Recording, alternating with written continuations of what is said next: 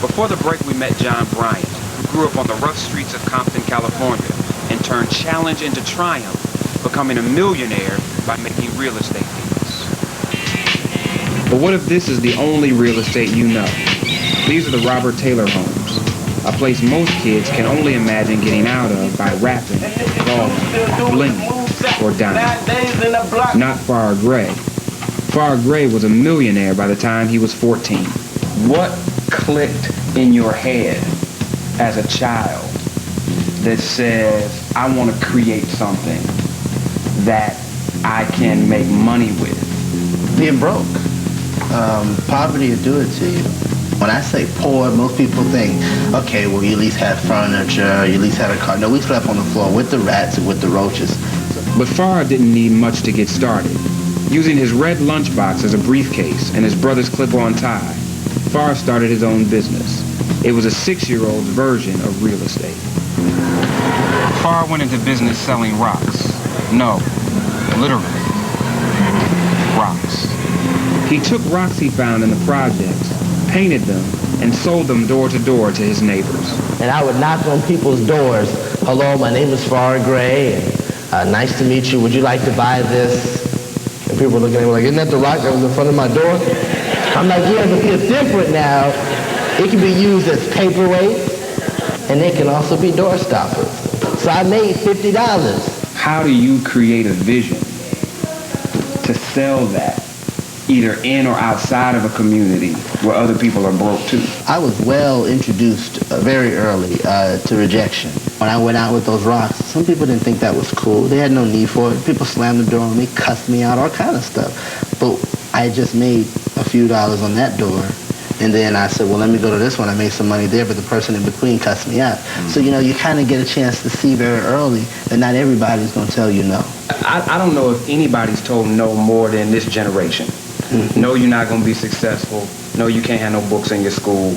No, you can't have any computers. No, you're not going to make it outside of your community. Mm-hmm. So what was it for you that allowed you to see beyond the first 25 no's to a potential yes? What I learned very early was you expect people to say no. It's easy to say no. So to me, I was like, no, okay, click, no, click. But I continued to persevere because I learned that we should never fear rejection and everything we want is on the other side of fear. I say you challenge fear. You push yourself. Every time you get nervous or fear something, you get a little bit closer to it. You do it. And then you look back like, wow, it wasn't that bad. Surrounded by despair while growing up here, Farrah had a couple of things in his favor.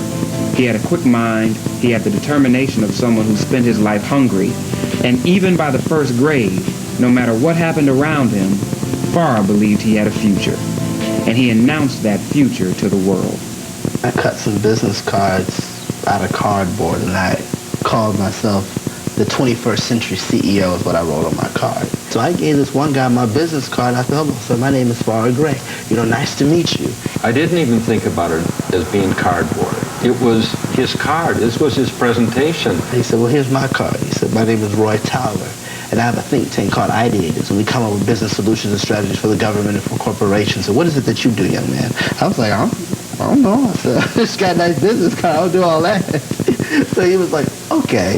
So he said, I can see you want to go into business, real business. I said, yes. He said, you have friends that want to go into business. I said, yes. So I said to him, I said, why don't you get your friends together and start a business club? So I created a club called Unique, which is the Urban Neighborhood Economic Enterprise Club. We were the type of kids that did not waste time and did not waste energy on nonsense. Although we were all young, him being even younger, he just made everything seem like nothing was impossible.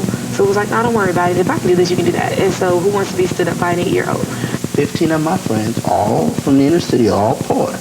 And I said, who wants to be rich? Farrah knew that people weren't buying his rocks because people needed rocks. They were buying a piece of this cute little kid.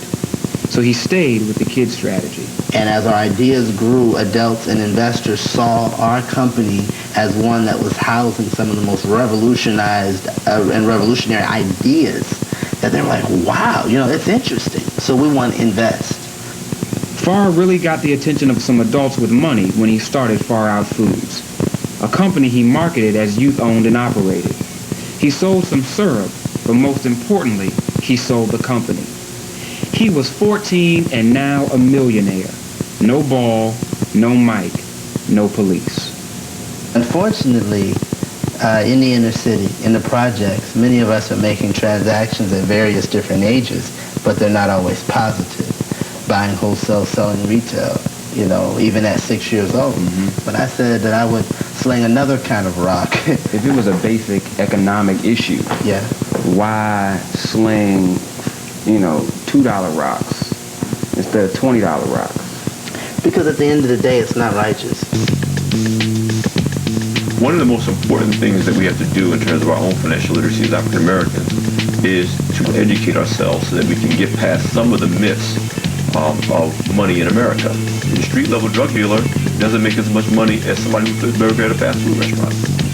Now, that's not the popular perception of how much money you can make in the drug trade. And you have a lot of young people saying, I gotta make my money, and if that's how I gotta get my hustle on, I'm gonna do that. A lot of kids want to take the quick way out, and sell drugs.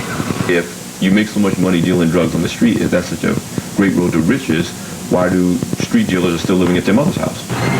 At 20, Farr isn't staying at his mother's house. He's bought his mother. He travels the country telling people how to start their own business and selling his book brilliantly. Sales are good. We caught up with him in Delaware But I knew that there was more to life than just poverty. and in Kansas City. The first step to becoming a millionaire was believing in myself. These days, Farr is selling knowledge. He talks about managing your money, and he talks about his own story. Nice meeting you, man.